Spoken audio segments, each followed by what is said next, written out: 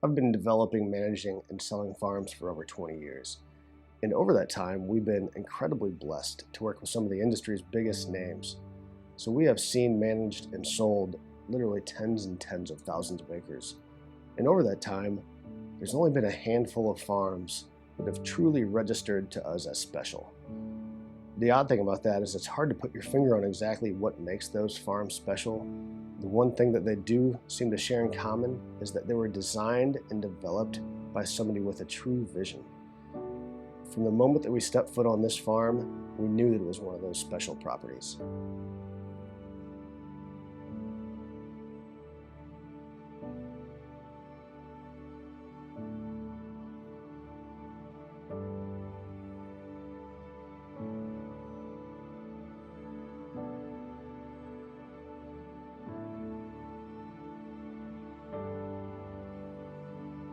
The reason I purchased the property is I've actually known about it since I was about 15 years old. Havens built the lake on the property. It was a local campground area. They had it about 5 or 6 years, and the economy slowed down in the 70s. They decided to shut it down, and a church group out of Chicago purchased it.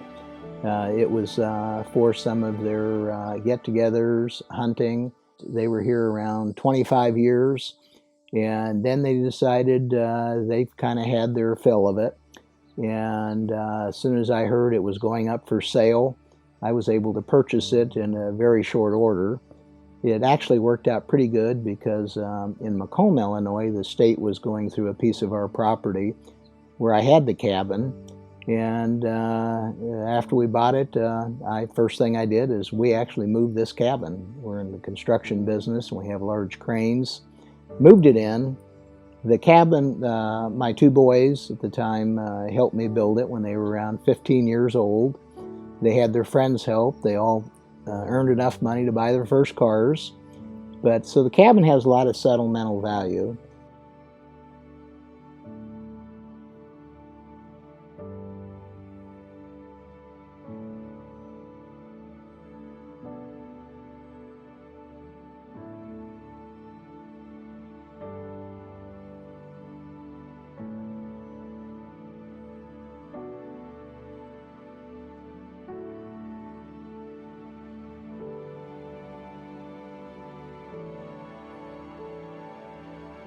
The deer hunting on the property is truly world-class. It was designed largely with trophy whitetail hunting in mind, so the layout and the features are perfect to grow, hold, and harvest mature whitetail deer.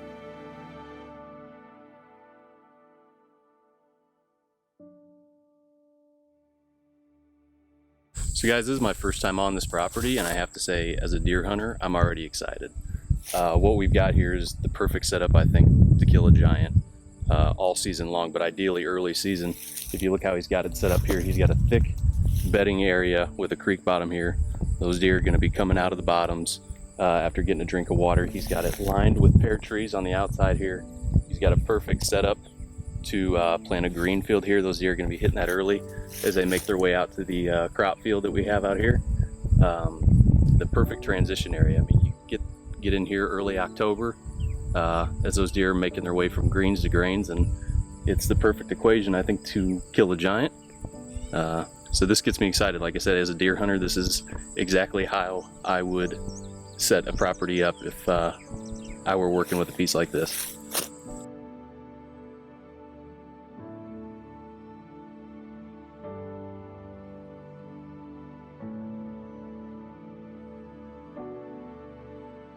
The deer hunting has been managed, and very few deer have been shot. We wait until they're 4.5, preferably 5.5, 6.5, and the hunting's just really getting at that level where there's quite a few Boone and Crockett deer.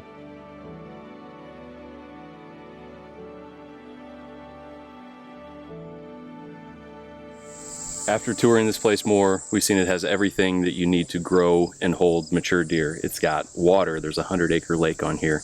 It's got over 300 acres of timber and cover, and there's food everywhere. We're just coming up on another giant cornfield. There's field edge everywhere. We're in a about a 2-acre clover plot right here that backs up to more thick bedding.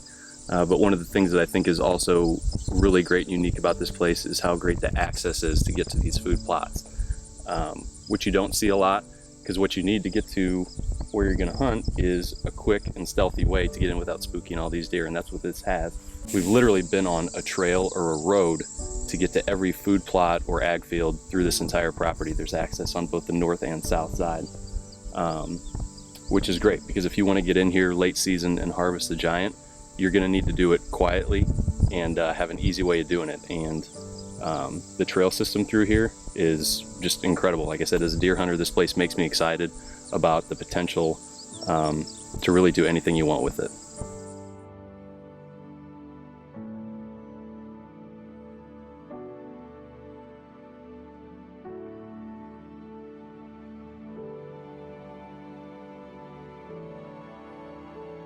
The waterfowl hunting on this property is something that we're truly excited about.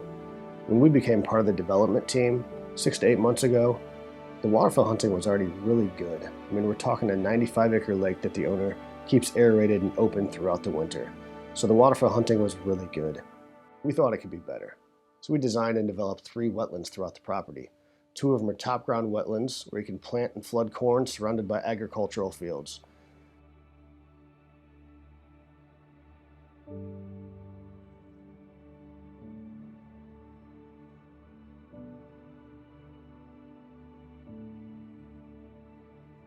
We also built a really cool bottom ground wetland at the inlet of the lake.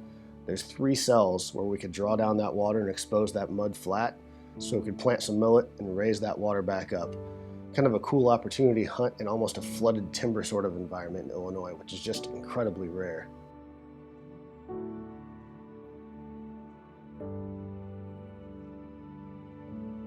The fishing opportunities on the farm speak for themselves. It's a 95-acre lake. The owner's done an incredible job managing it over the last 5-6 years. The results have just been phenomenal. They've been catching great largemouth bass, crappie, bluegill, catfish.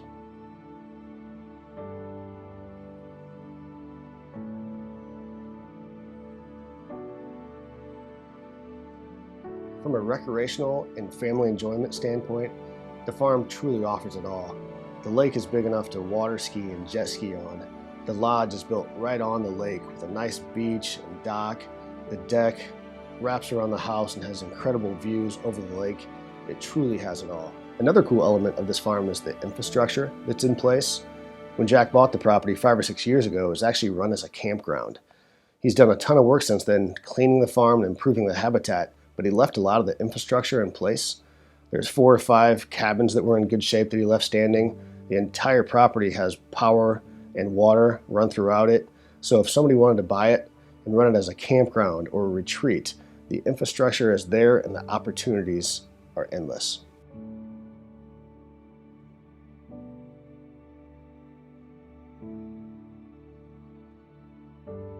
Well, the reason we're considering getting rid of it, we do not use it as much the last year as much as we normally have.